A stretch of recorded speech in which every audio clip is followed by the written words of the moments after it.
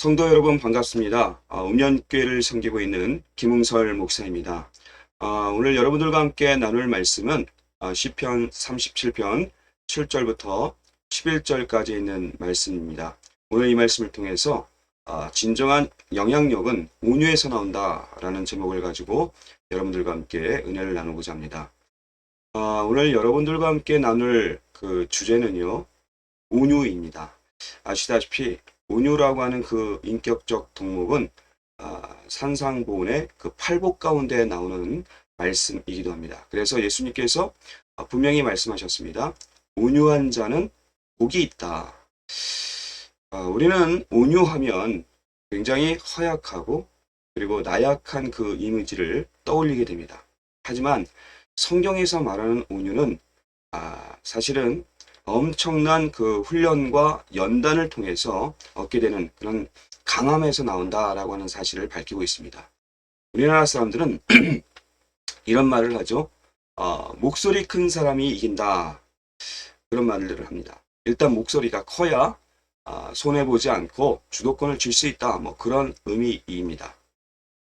그러다 보니까 언제부터인가 우리 주위의 그 사회가 상당히 경직되어 있고 지나치게 살벌하고 거칠다는 그런 우려를 안 가질 수가 없는 거죠. 사실 부드러움이 모든 것을 이긴다라고 하는 말도 있는데요. 이 말이 우리 주위의 사회, 이 대한민국에서는 잘 통하지 않는 것 같습니다.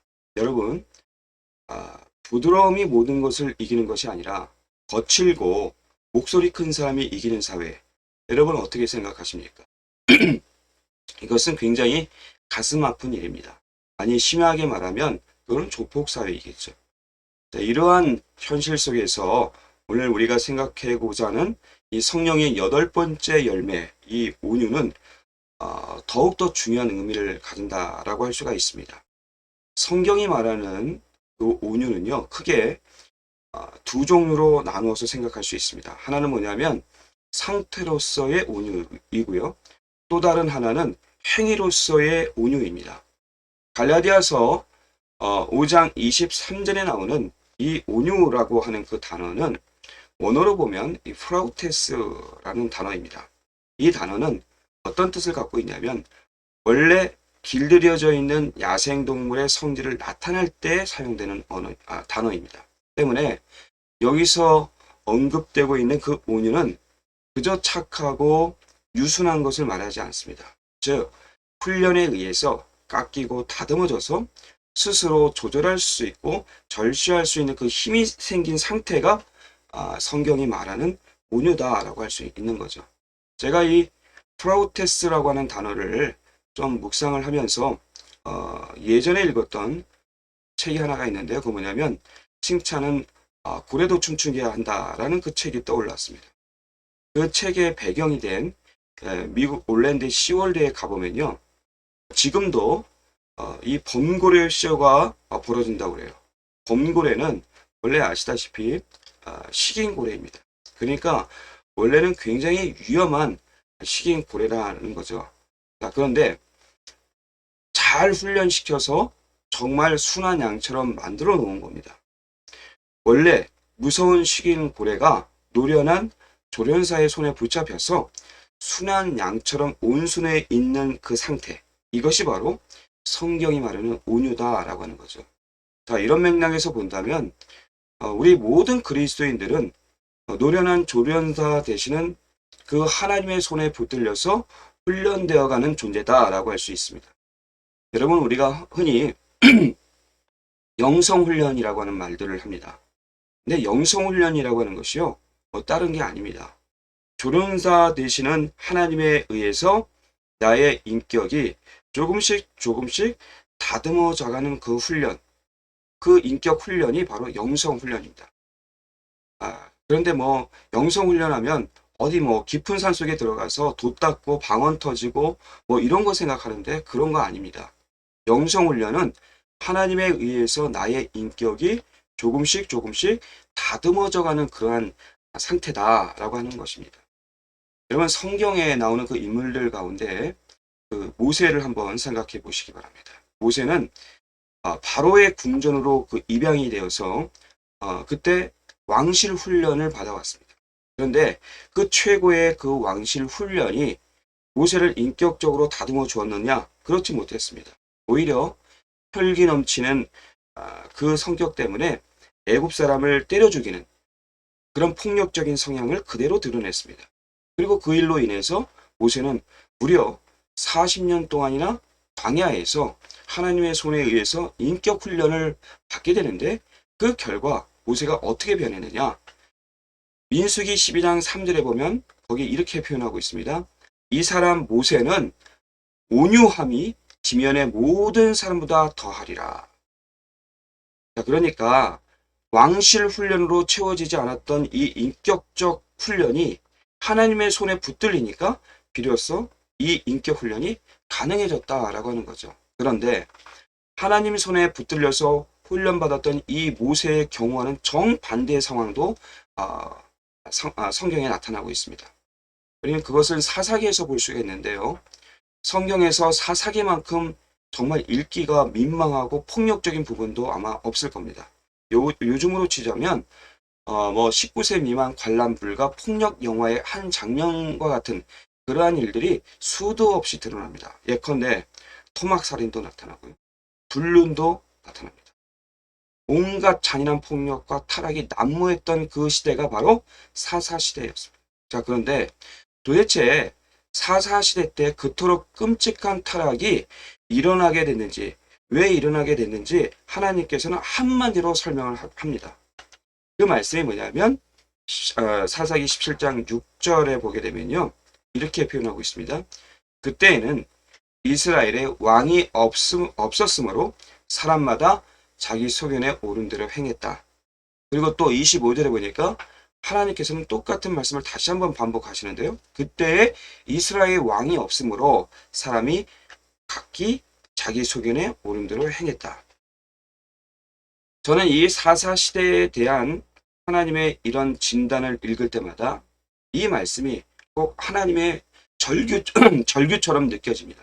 그러면서 정말 가슴 아픈 것은 하나님께서 오늘날도 우리를 지켜보면서 이와 똑같은 절규를 하시는 것 같은 그런 생각이 가끔 들기도 합니다.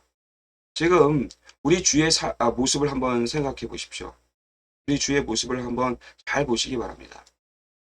조련사의 손에 의해서 잘 훈련된 범고래 같은 모습인가? 아니면 닥치는 대로 사람을 잡아먹으려고 달려드는 그런 야생의 범고래와 같은 그런 모습인가? 저는 후자에 좀 가깝다고 생각을 합니다. 왜 그러냐? 왜 그렇게 되었느냐?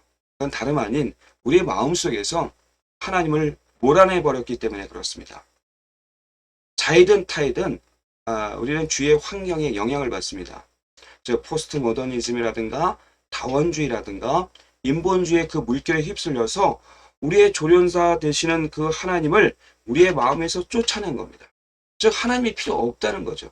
우리가 인생을 살면서 하나님 필요 없어 이렇게 외치면서 각각 자기 소견에 옳은 대로 행하는 거죠. 그러다 보니까 이 시대가 타락과 폭력을 조금 더 꺼리끼지 않게 행하는 것입니다. 그러니까 내가 인생을 살면서 하나님의 생각이 별로 중요하지 않은 거예요. 그저 내 생각이 옳은 대로 행하는 거죠. 내 소견이 옳은 대로 행하는 거죠. 그러다 보니 타락과 폭력을 할 수밖에 없다라고 하는 거죠.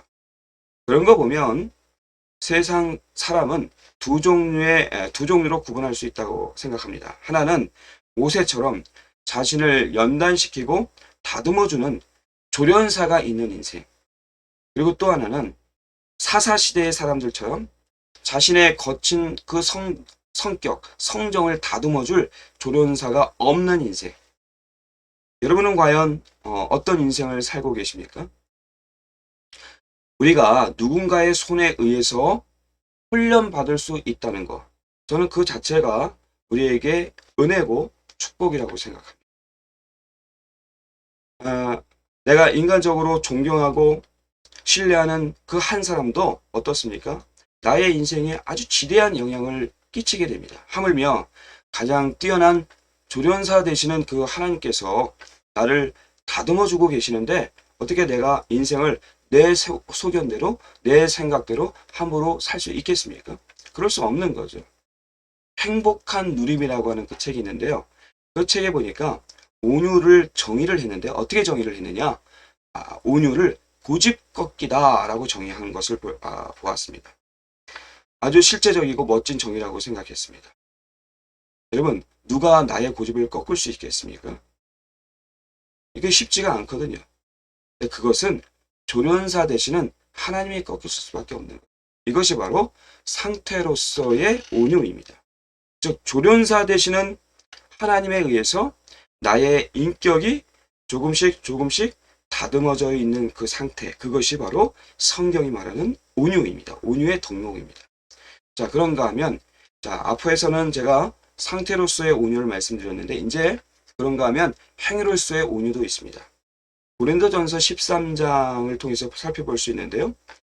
고린도전서 13장에 보면 여러분 아시다시피 사랑장이라고 해서 사랑에 대한 여러 가지 속성을 쭉 나열하고 있습니다. 그 중에 가장 먼저 나오는 것이 무엇입니까? 사랑은 오래 참고 그랬죠. 사랑은 오래 참고. 근데 그 다음에 이어지는 것이 뭐냐면 사랑은 온유하며. 사랑은 오래 참고 그 다음에 사랑은 온유하며. 그러니까 사랑의 속성으로 가장 먼저 언급된 오래 참고와 두 번째로 언급된 이 온유하고 이게 아주 밀접한 관계를 가지고 있다는 얘기예요. 여기서 언급된 그 오래 참는다, 오래 참고라고 하는 그 원어를 보면요. 이 단어는 환경적인 인내, 예를 들어서 뭐 실직한 상태에 따라서 내가 참는 거, 그런 환경적인 것이 아니라요.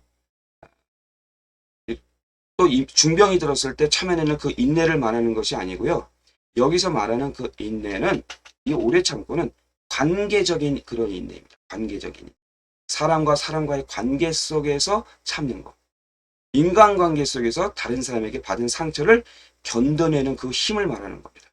때문에 여기서 나오는 오래 참고는 예컨대 내가 부당한 일을 당해도 내가 어떤 사람을 보복하지 않는 그 태도다라고 해석할 수 있는 거죠. 그리고 이어지는 사랑은 온유하고 라고 하는 단어는 기본적으로 친절함이라는 뜻을 가지고 있습니다. 이 단어를 더 깊이 살펴보면 이 단어 안에는 내게 해를 끼치는 자에게 친절과 선을 베푼다라고 하는 그런 행위적인 뜻을 포함하고 있습니다.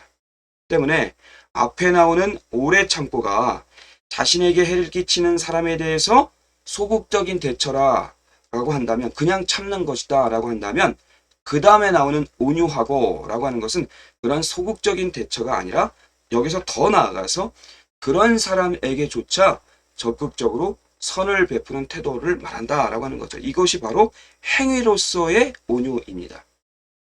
행위로서의 온유. 예수님은 마태복음 11장 29절에서 이렇게 말씀하셨습니다. 나는 마음이 온유하고 겸손하니 나의 멍에를 메고 내게 배우라. 그리하면 너희 마음이 쉼을 얻으리니. 자, 여기서 말씀하시는 예수님의 성품, 즉 나의 마음이 온유하고, 그것이 바로 자기에게 해를 끼치는 자에게까지 적극적으로 친절과 선을 베푸는 차원에서의 온유다라고 하는 거죠. 그러니까 행위로서의 온유입니다. 그래서 실제로 예수님이 지신 그 십자가는 다름 아닌 그 온유의 상징이라고 할 수가 있습니다. 베드로전서 2장 23절부터 24절까지 있는 말씀을 보게 되면요. 한번 여러분 보시기 바랍니다.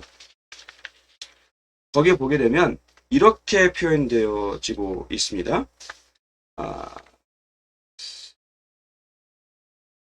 욕을 당하시되 맞대어 욕하지 아니하시고, 고난을 당하시되 위협하지 아니하시고, 오직 공의로 심판하시는 그 이에게 부탁하시며 친히 나무에 달려 그 몸으로 우리 죄를 담당하셨으니 이는 우리의 죄에 대해서 죽고 의에 대해서 살게 하려 하심이라. 그가 채찍에 맞음으로 너희는 나의 나음을 얻었나니 이렇게 표현되고 있습니다.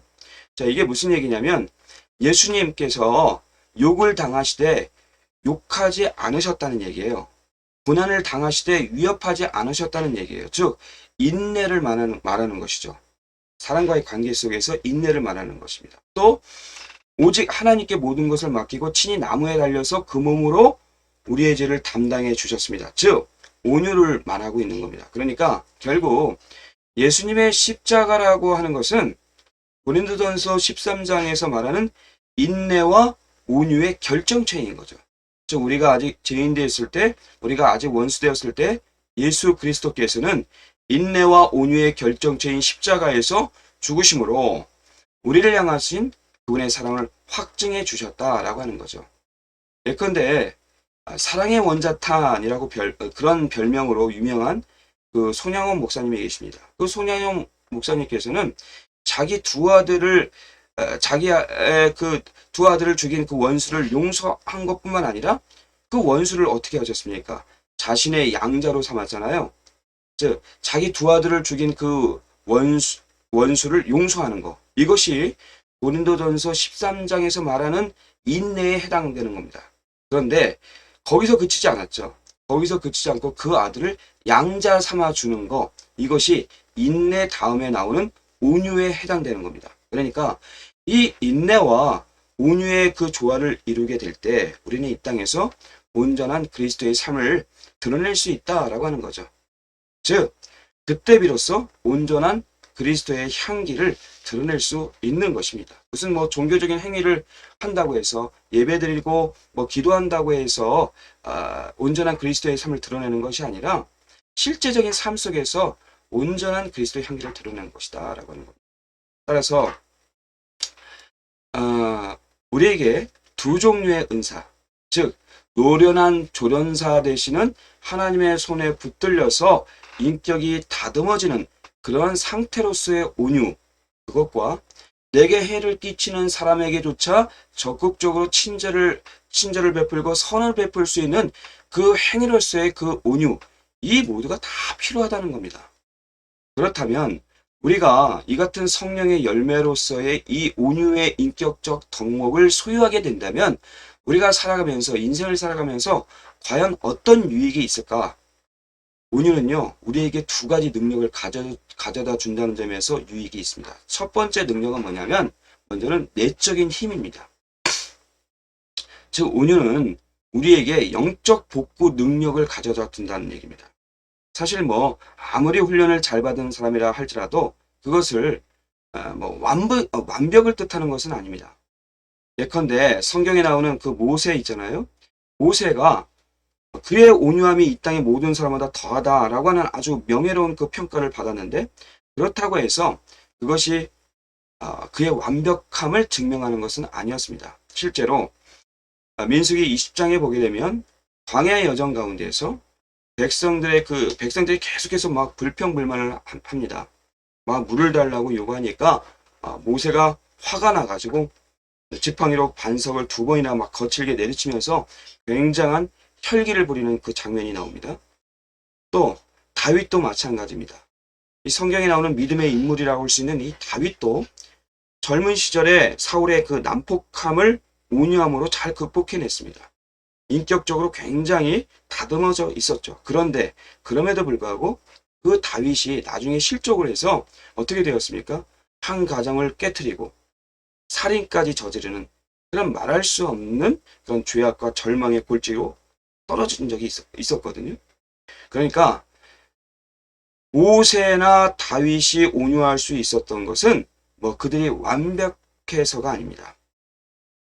단 한 번도 무슨 혈기를 부리지 않는다거나 죄를 짓지 않았기 때문이 아니라 그들에게 있는 내적인 복구 능력 덕분이었다는 얘기입니다. 즉 심령이 무너졌을 때, 마음이 무너졌을 때 바로 복구할 수 있는 그 힘이 그들 안에서 일어났기 때문입니다. 제가 이제 친구 목회자들을 만나다 보면 인생을 살면서 또 뭐 사역을 하면서 실패하는 사람들, 그 실패담을 좀 듣게 되는데요. 저도 한때 실패한 경험이 있거든요. 그래서 모든 것을 잃은 경험이 뭔지 좀 알고 있습니다. 그런데 중요한 것은 그 실패의 순간에 하나님이 하시는 말씀이 무엇인지를 귀 기울여서 들어야 한다는 겁니다. 제 경험에 의하면 이 절망과 회개의 순간에도 하나님께서 정말 귀한 말씀들을 그 마음속에 주신다는 사실입니다. 무슨 뜻이냐? 우리에게 조련사가 계신다는 얘기입니다. 즉 야생마가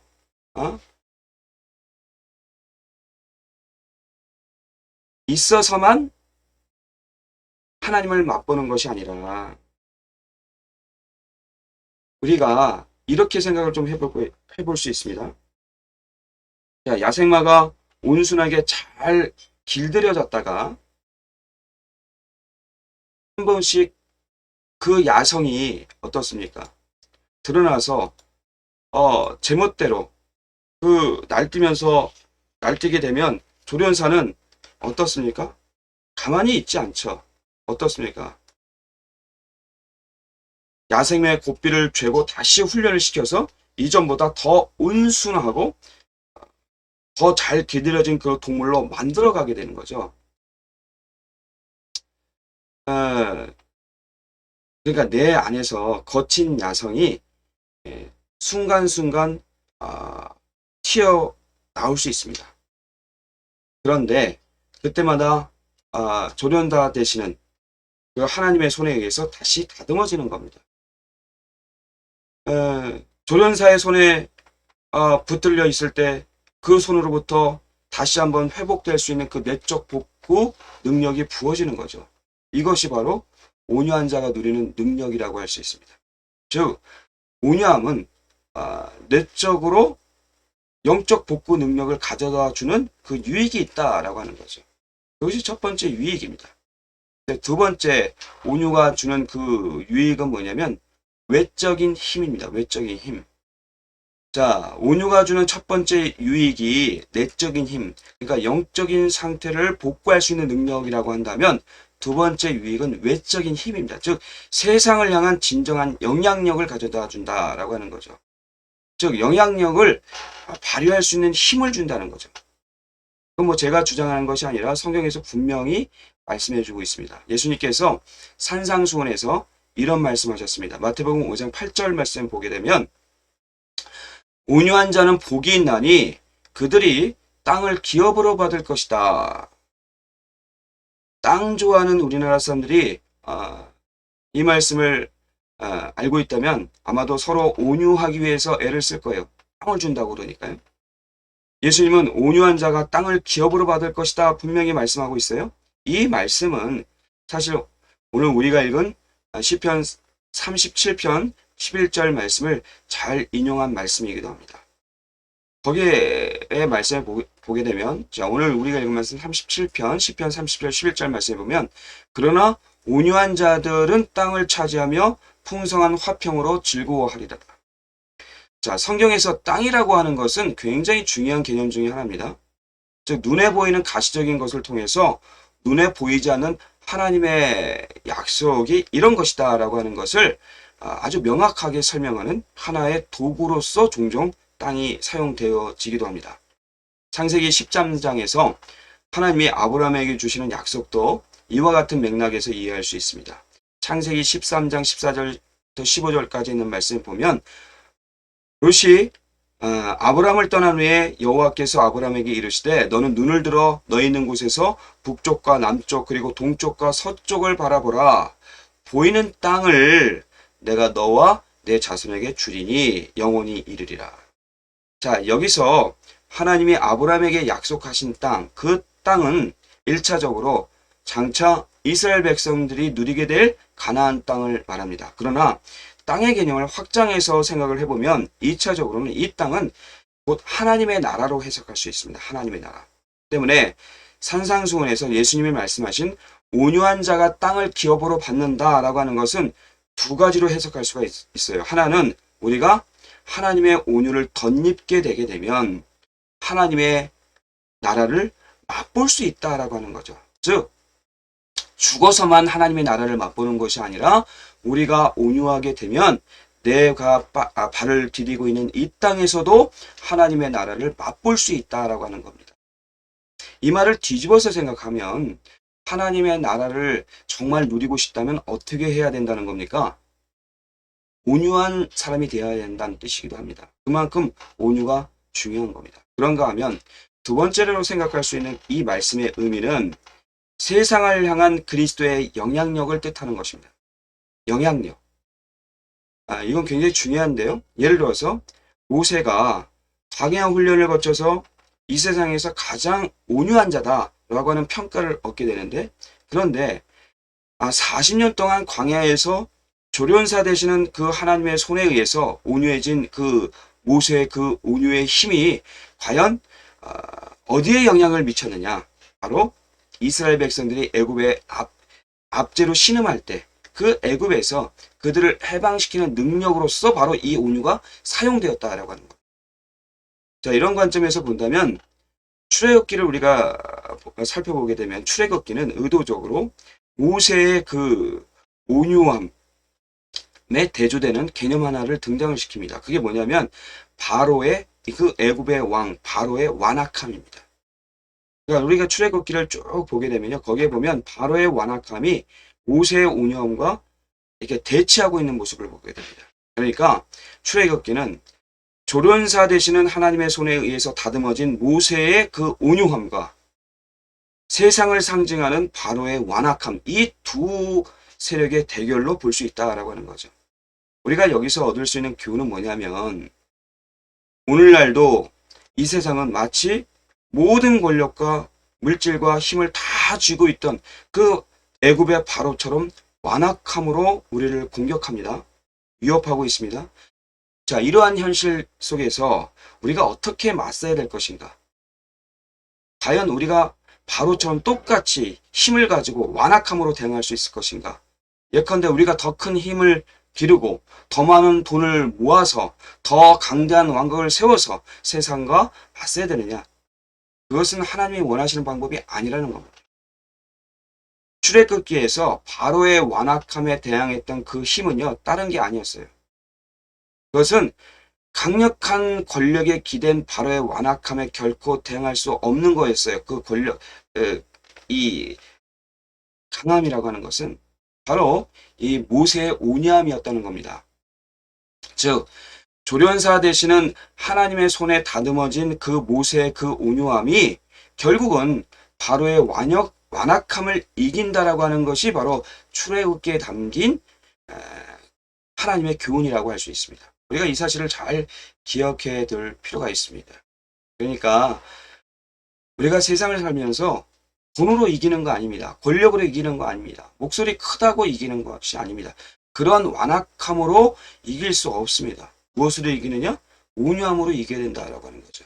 그러니까 우리가 이 세상 살면서 최고의 힘은 바로 온유라고 하는 거죠. 예컨대 군대에서 보게 되면 계급 보면 소위, 중위, 대위를 뭐라고 얘기합니까? 위관급 장교라고 얘기합니다. 그래서 용장이라고 말을 하거든요. 왜냐하면 용기가 필요하기 때문에. 그런데 보다 좀 더 높은 소령, 중령, 대령 이런 장교를 뭐라고 얘기하죠? 지장이라고 하죠. 지장. 지혜가 필요하기 때문에. 그리고 좀 더 높은 최고의 계급, 별들을 뭐라고 얘기합니까? 덕장이라고 하나요. 덕장. 왜? 거기 정말 중요한 거기. 그러니까 용기도 중요합니다. 지혜도 중요합니다. 근데 더 중요한 것은 뭐냐? 인격적인 덕목이다라고 하는 사실입니다.